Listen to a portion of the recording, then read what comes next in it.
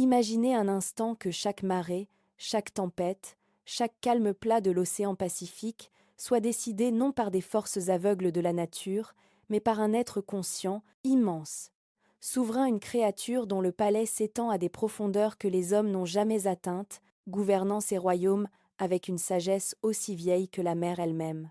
Ce que la plupart des gens ignorent, c'est que les Japonais de l'Antiquité ne craignaient pas simplement la mer.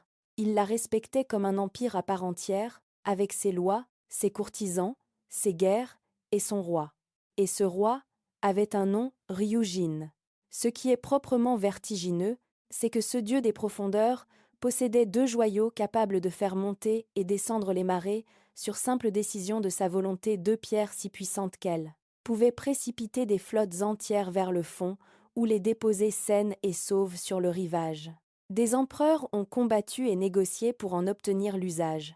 Et tout a commencé quelque part sous les vagues, dans une obscurité lumineuse que nul être humain ne saurait décrire sans perdre la raison. Pour comprendre Ryujin, il faut d'abord comprendre le Japon des origines, cet archipel fragmenté, né du feu volcanique, entouré d'un océan, qui était à la fois nourricier et assassin. Nous sommes à l'époque mythique que les chroniques japonaises appellent l'ère des dieux, le temps où le Kojiki et le Nihon Shoki n'existaient pas encore comme texte, mais vivaient dans la bouche des conteurs, transmis de génération en génération comme un souffle sacré. Les rivages de ce qui deviendra le Japon sont peuplés de pêcheurs dont les barques de bois fragiles s'aventurent chaque aube sur une mer d'un bleu profond, presque noire par endroits, traversée d'écume blanche que les anciens lisaient comme des messages. L'odeur du sel imprègne tous les vêtements, les cheveux, les prières, le vent change en quelques instants, transformant une journée de pêche tranquille en naufrage.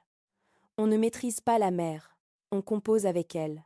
On lui offre des ex-voto de riz, de saké, de fleurs séchées, on l'appelle, on la supplie.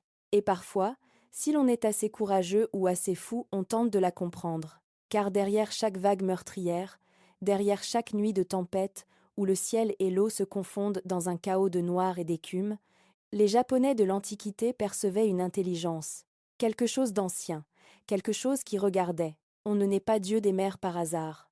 Dans les récits les plus anciens, Ryujin n'apparaît pas au monde dans un éclat de lumière ou un grondement de tonnerre. Il émerge, lentement, inévitablement, comme une vérité que l'océan aurait gardée secrète depuis trop longtemps. Certaines versions parlent de lui comme d'un fils du ciel primordial, né de la puissance conjuguée des vents et des abysses, à l'instant précis où les premières îles du Japon jaillissaient des flots sous le bâton d'Izanagi et Izanami. D'autres récits le décrivent autrement, comme une conscience qui se consolide dans les profondeurs, un esprit de l'eau qui prend forme, s'enroule sur lui-même en spirales écailleuses d'argent et d'azur, et ouvre pour la première fois des yeux pareils à des lunes sous la mer. La scène que l'on imagine est celle-ci. Dans un silence absolu, à une profondeur où aucune lumière du soleil ne pénètre, quelque chose bouge, une nageoire d'abord, puis une crête dorsale hérissée comme une montagne de corail, puis une gueule qui s'ouvre et prononce les premières paroles que l'océan ait jamais entendues, des mots qui ressemblent au bruit des plaques tectoniques, au murmure des courants profonds. Et le palais de Ryugu, Jo s'élève autour de lui comme si l'océan lui-même se pliait à sa volonté, construisant de corail vivant, de perles et de lumière sous-marine un trône digne du souverain des mers. Les mythes qui entourent Ryujin sont nombreux, mais deux d'entre eux dominent toutes les autres histoires et révèlent la véritable nature de ce dieu dragon. Le premier est celui d'Urashima Taro, le pêcheur qui sauva une tortue de mer maltraitée sur la plage et que la tortue, servante de Ryujin, emmena au fond des eaux en récompense. Le palais de Ryugu, Jo lui apparut dans toute sa splendeur. Des murailles de corail rose, des jardins de méduses lumineuses, des poissons en livrée d'or servant des coupes de saké. Otohime, la fille des Ryujin, l'accueillit comme un prince. Urashima vécut là des jours qui étaient des siècles à la surface. Quand il repartit, une boîte laquée dans les mains surtout ne l'ouvre pas. Lui dit-on, il trouva son village effacé, ses proches morts depuis 300 ans. Il ouvrit la boîte. Il vieillit en un instant et disparut. Ryujin n'avait pas menti. Il avait donné à cet homme plus qu'une vie. Le second mythe est celui des joyaux des marais, les Kanju et Manju, que l'impératrice Jingu utilisa pendant sa campagne militaire légendaire contre la Corée. Les pierres qu'elle obtint par l'intercession divine firent se retirer la mer comme un rideau, révélant le fond marin aux soldats ennemis, puis la submergèrent d'un seul coup. La mer obéissait. Ryujin avait parlé. Si cette histoire vous fascine autant que moi, abonnez-vous et activez la cloche. D'autres légendes tout aussi incroyables vous attendent ici. Mais derrière la magnificence du palais de corail et la majesté des joyaux cosmiques se cachent des vérités que les manuels scolaires n'enseignent jamais. Car Ryujin n'a pas toujours été ce dieu bienveillant des profondeurs que la tradition officielle nous présente. Les sources les plus anciennes, celles que les chercheurs de l'université de Tokyo ont commencé à réexaminer sérieusement depuis les années 1990, révèlent un être autrement plus ambigu, autrement plus redoutable. Dans certaines versions archaïques du Kojiki, Ryujin est décrit non pas comme un protecteur, mais comme un dévoreur, un être dont la faim était insatiable et dont la colère pouvait engloutir des provinces entières, sans raison apparente. Il n'était pas le souverain juste d'un royaume sous-marin ordonné, il était le chaos lui-même, simplement revêtu d'une couronne. Ce détail disparaît étrangement des versions ultérieures, comme si les scribes impériaux avaient consciemment adouci le mythe pour le rendre compatible avec une idéologie dynastique qui avait besoin d'un dieu de la mer docile, pas d'un monstre capricieux. Plus troublant encore, certains historiens spécialisés dans la période Yayoi suggèrent que Ryujin pourrait être la fusion syncrétique de plusieurs divinités marines distinctes, dont certaines importées de Chine continentale ou de la péninsule coréenne par les vagues migratoires qui peuplèrent l'archipel japonais bien avant que le Japon ne soit Japon. Longwang, le roi dragon des eaux chinoises, partage avec Ryujin une ressemblance structurelle si troublante que l'emprunt paraît indéniable et pourtant, les textes officiels japonais n'en soufflent mot. Comme si admettre cette parenté étrangère eût diminué la pureté supposée du panthéon shinto. La divinité la plus japonaise du Japon serait donc être, au fond, d'origine continentale. L'ironie est vertigineuse. Et il y a cette anecdote que l'on raconte rarement. Dans certains cultes régionaux de Kyushu, Ryujin était invoqué non pour apaiser la mer, mais pour déclencher des tempêtes sur les flottes ennemies. Le même dieu, la même prière, mais un but diamétralement opposé. La mer, selon qui la suppliait, devenait soit refuge, soit tombe. Les temples dédiés à Ryujin ponctuent encore aujourd'hui les côtes japonaises comme des sentinelles de pierre tournées vers l'horizon.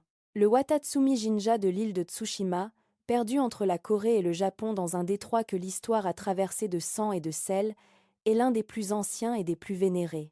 Les marins qui s'apprêtaient à prendre la mer venaient y déposer des offrandes précises, codifiées par des siècles de tradition, du saké versé directement dans l'eau, des figurines de bois sculptées représentant des tortues animaux psychopompes par excellence dans la cosmologie japonaise, et parfois des mèches de cheveux, offrande intime par laquelle l'homme se donnait symboliquement lui-même, confiait une parcelle de son corps à la divinité des abysses. Dans les communautés de pêcheurs, les femmes récitaient des formules particulières au moment où les barques quittaient le rivage, formules transmises de mère en fille, dont certaines n'ont jamais été transcrites et sont aujourd'hui perdues pour toujours. La mère prenait, et la mère rendait à condition qu'on lui eût témoigné le respect qu'elle exigeait. Cet héritage ne dort pas dans les musées. Il circule, vivant et transformé, dans la culture mondiale contemporaine.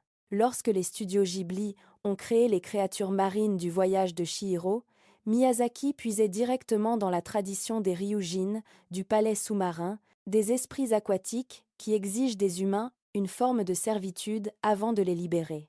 La scène du festin des dieux, la mer comme frontière entre deux mondes, le vieillard dragon qui gouverne les eaux, tout cela remonte en ligne directe au Kojiki.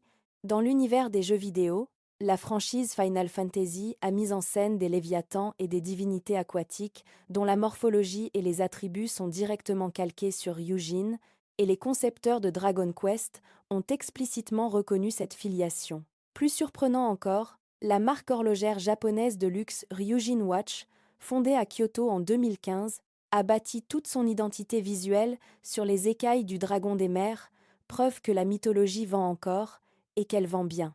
En France même, l'expression populaire « c'est le fond de la mer » pour désigner quelque chose de définitivement perdu, sans espoir de retour, trouve son écho dans cette cosmologie du gouffre, sang, fond que Ryujin incarne depuis 3 millénaires. Ce que Ryujin nous dit, au fond, c'est quelque chose d'essentiel sur la condition humaine face à l'immensité. Toutes les civilisations nées au bord de l'eau ont inventé un maître des profondeurs, parce que l'océan est précisément ce qui résiste à toute domestication, ce qui rappelle à l'homme, même à son apogée de puissance, qu'il existe des forces devant lesquelles sa volonté ne compte pour rien.